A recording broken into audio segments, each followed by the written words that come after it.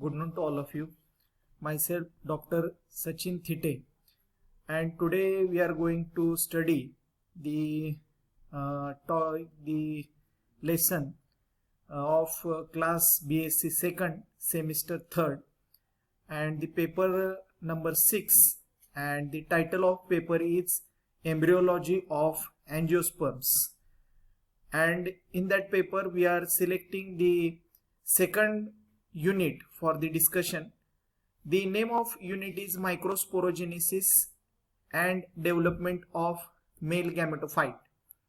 So we begin with the lecture. First we study the microsporogenesis. We have to study the microsporogenesis. So first of all we have to see the definition.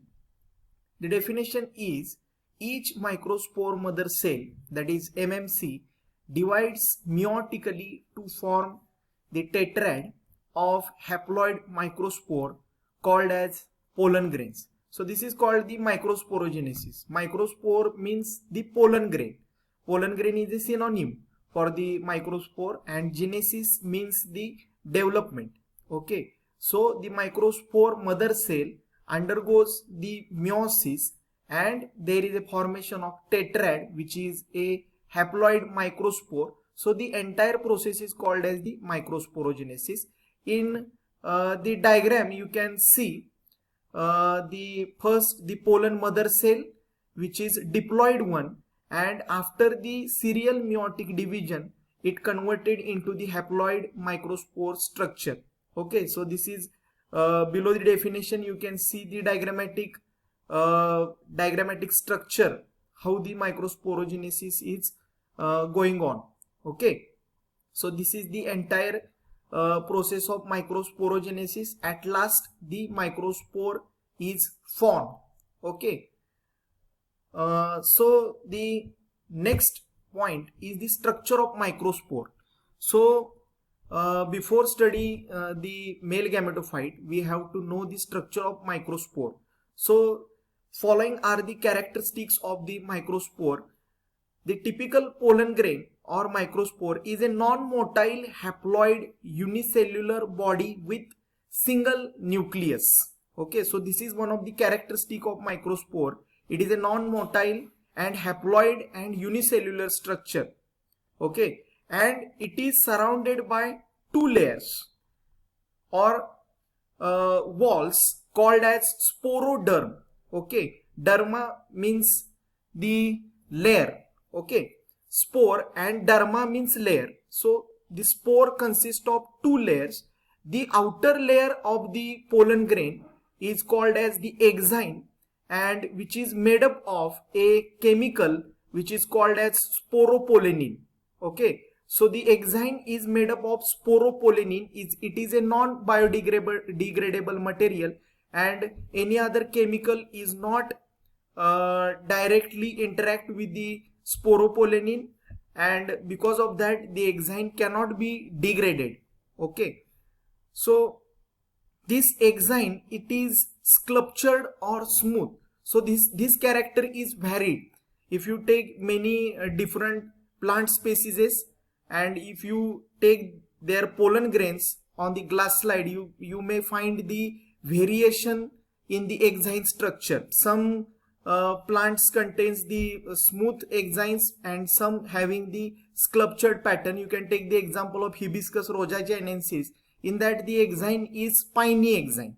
Okay, then this exine is resistant to chemical because of the sporopollenin. Sporopollenin is a non-biodegradable material, so any chemical is not harmful to that layer. In some places the exine showing the thin areas called as germ pore. If you can see the exine, on the exine you can find the germ pore. Okay, in the next slide we have the figure of microspore. In that the more things getting more clear. These are meant for the growth of emerging tube during the germination of pollen grain. So where the germ pores are present on the exine, that germ pores are helpful for the protruding of the pollen tube. Okay, at the time of pollen germination you can find the from the germ pore, the pollen tube is protrude out. Okay. The last point or characteristic of pollen grain is the inner wall or the layer of the pollen grain is called as intine, and it is made up of the cellulose and pectin.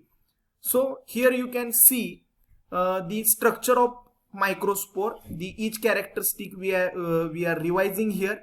It has the nucleus here, then the intine, the inner layer, then the exine, which is spiny one. Okay, sometimes this exine is smooth also. So here the exine is spiny, then the vacuole is there, then this is the germ pore. The blue violet colored structure is a germ pore. From that the pollen tubes is come out, and the remaining material is a cytoplasm. Okay, so there are two layers, exine and intine. Exine is made up of the sporopollenin and having the germ pore, and intine is having the cellulose and pectin. Okay, so we see here the structure of microspore. Okay, then we move towards the next step, that is the development of male gametophyte. This is the diagrammatic structure of male gametophyte that you have seen here on this slide. So the male gametophyte development is begin with the microspore. Okay, from the microspore the male gametophyte development is initiated. Okay, so what happens? The pollen grain is undergoes the mitosis. First mitotic division. Here in the figure A you can see the structure of pollen grain. Then this pollen grain is undergoes the first mitotic division, and then what happen in figure B you can see there is a two cell structure is formed. One is a vegetative cell and another one is a generative cell. Okay, the vegetative cell is a you can say it as a irregular shaped structure. Vegetative cell, it is more bigger than the generative cell. The vegetative cell having the property to nourish the generative cell. The vegetative cell is having nutritive property, it contains the food material, and the vegetative cell nourishes the generative cell. Okay, this is the big role of the vegetative cell.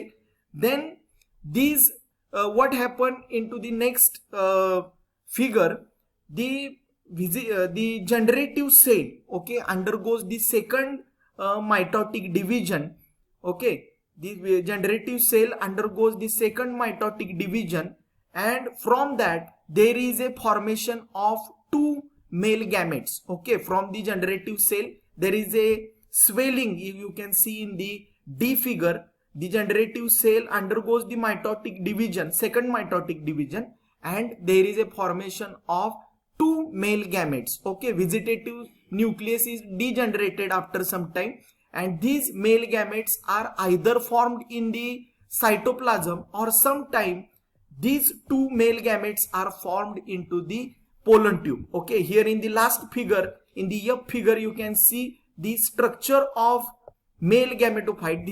This F figure is actual the structure of male gametophyte. In that you can see in the tube in the pollen tube you can find the two male gametes, and in the E figure also in the cytoplasm you can find the two male gametophyte. So either it is divided into the cytoplasm, the generative cell, and or it is divided into the pollen tube. Okay, so this is the formation of pollen tube, and these are the two male gametes, and also at the end it has got the tube nucleus. So this is the entire structure of the male gametophyte. Here at the last we revise the things what we seen in the diagrammatic representation of male gametophyte. First of all, the male gametophyte development begins with the microspore. Then the microspore undergoes first meiotic division to produce the bigger naked vegetative cell and small thin walled generative cell.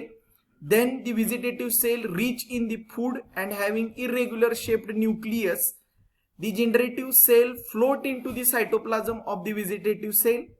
Then there is a second meiotic mitotic division concerned with the generative cell, and then there is gives rise to the two non-motile male gametes. Okay, then the mitotic division of generative cell either takes in the pollen grain or into the pollen tube. So this is the summary of the diagrammatic representation of male gametophyte. So you have to remember that there are two mitotic divisions are happening. Okay, and vegetative cell is degenerated, and from the generative cell there is a division and their formation of two male gametes. Okay, so this is about the male gametophyte development. Thank you.